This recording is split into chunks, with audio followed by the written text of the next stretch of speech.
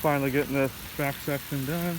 You can see my line where I'm spraying. All that black mildew is instantly dying. The moss is turning white. Just letting the chemical do the work.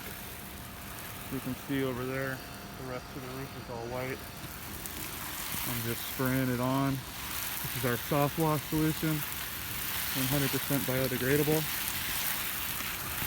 Spray it on so it's not going into gutters. It's going to sit up here and do its job. An environmentally friendly product. And 100% recommend this over any other kind of method. The roof has had moss on it for 5 years plus.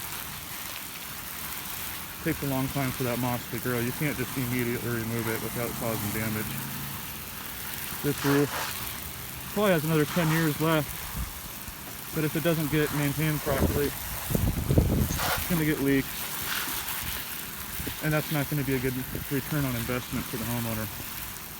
This is a rental property. We do a lot of roofs for rental homeowners in the Seattle area. We educate them on how to take care of their property. You can see how effective this treatment is. All the moss is dead. We clean the roof with a blower, a leaf blower, very light air. We're not blowing this moss all over the yard or pressure washing it down the gutters and clogging them. The moss will slowly dissolve, fall off with rainfall and just natural weather and wind. But when the moss falls in the yard, it's going to be dead. It's not going to regrow in your flower beds. It's not going to create a slip and fall hazard on pathways. This is the most effective method there is out there. Follows what the roofing manufacturers want you to do. Will not void your warranty like pressure washing or brushing it.